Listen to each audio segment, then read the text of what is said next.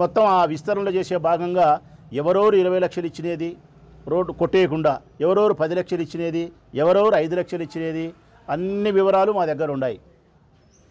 ఆ పేర్లు చెప్పాల్సిన పరిస్థితి వస్తే నెక్స్ట్ ప్రెస్ మీట్లో చెప్తాం. ఎందుకంటే కోట్ల రూపాయలు వసూలు చేసినారు, 2-3 కోట్ల రూపాయలు వసూలు చేసి దాంట్లో ఒక పావలా భాగమో 30 పైసల భాగమో 40 పైసల భాగమో శివచంద్రకు, తక్కిన 60 పైసలు 70 పైసల భాగం కొండారెడ్డికి. ఇది వరదరాజిరెడ్డి గారి అవినీతి పైన ఉక్కుపాదం మోపే విధానం.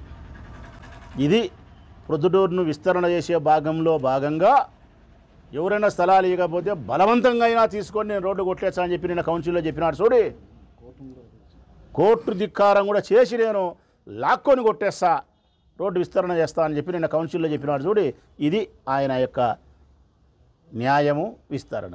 దీనికి సంబంధించిన స్థలాలను మీరు తీసుకోవాల్సి వస్తే తీసుకోకుండా డబ్బులు తీసుకొని మార్కింగ్ ఇచ్చినప్పటికీ కూడా ఎందుకు కొట్టేయకుండా ఆపినారు. బస్టాండ్లోకి మనం టర్న్ తిరిగేటప్పుడు ఆ మోట్లో ఉండే రూములే శివచంద్రారెడ్డికి సంబంధించినటువంటి రూములు. కింద పైన కలిస్తే 18 రూములు ఉన్నాయి. కింద పైన కలిస్తే 18 రూములు. DCSR లాడ్జీ ఎదురుగా, జ్యోతిరావు పూలే విగ్రహానికి ఇటుపక్కగా, అవి ఎప్పుడూ చాలా ఏళ్ళ కిందట నిర్మించినవి 18 రూములు ఉన్నాయి. సర్వే నెంబర్ 154లో ఉన్నాయి. సర్వే నెంబర్ 156 1Bలో ఉన్నాయి ఈ రూములన్నీ కూడా. ఈ రూముల పరిస్థితి ఏంది అంటే గన 1976లో ఈ రూములు, దీని నుంచి పూర్తిగా మేము విషయ పరిజ్ఞానం చేసుకునే మాట్లాడుతున్నాం. 1976లో సబ్ డివిజన్ చేసినారు.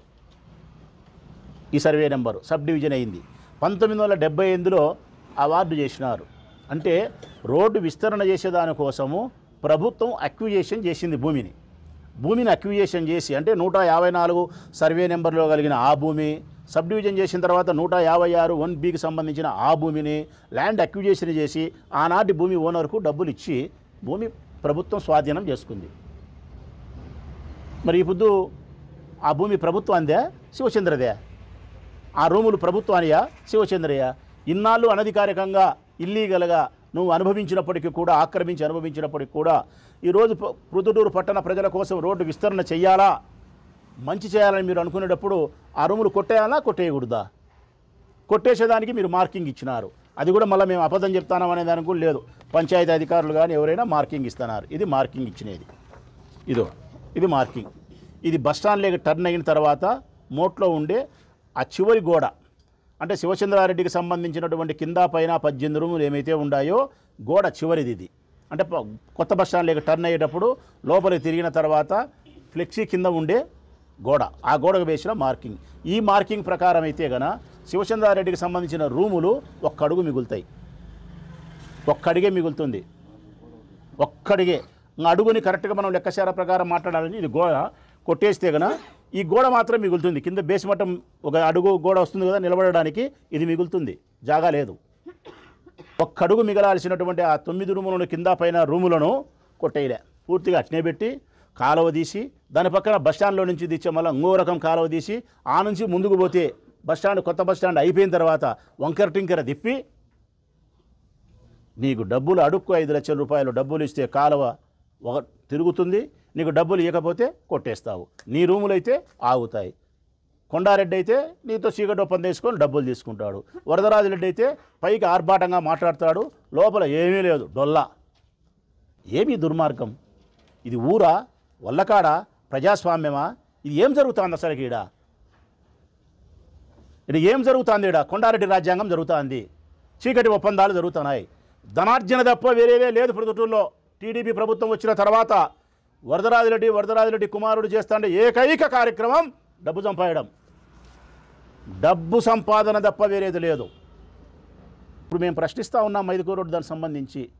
మీరెందుకు శివచంద్రారెడ్డికి సంబంధించినటువంటి ఆ 18 రూములు కింద పైన రూములు మార్క్ ఇచ్చిన తర్వాత, ల్యాండ్ అక్విజేషన్ ప్రభుత్వం చేసిన తర్వాత కూడా ఎందుకు ఆ రూములను కొట్టకుండా మీ ఇష్టానుసారంగా వంకర టింకరగా కట్టినారో సంబంధించిన అధికారులు సమాధానం చెప్తారా, చెప్పరా? మీ ఇష్టానుసారం లెక్కలు తీసుకొని కొట్టాల్సిన స్థలాన్ని కొట్టకుండా కొట్టకూడని స్థలాన్ని కొట్టినారో దానికి సమాధానం చెప్పాలా? సావిత్రమ్మ అక్క లాంటి వాళ్ళ యొక్క పట్టా స్థలాన్ని 1/2 సెంటు మీరు కొట్టేసినారు చూడి, వీటికి సంబంధించిన అధికారులు సమాధానం చెప్పాలా? వీటికి సమాధానం సంబంధించిన అధికారులు చెప్పకపోతే ఈ ఎక్కలాంటి వారికి న్యాయం చేయకపోతే, శివచంద్రారెడ్డికి సంబంధించిన 18 రూములు మార్క్ ఇచ్చిన ప్రకారం కొట్టేయకపోతే రేపో మాపో మళ్ళీ అక్కడికి వస్తాం,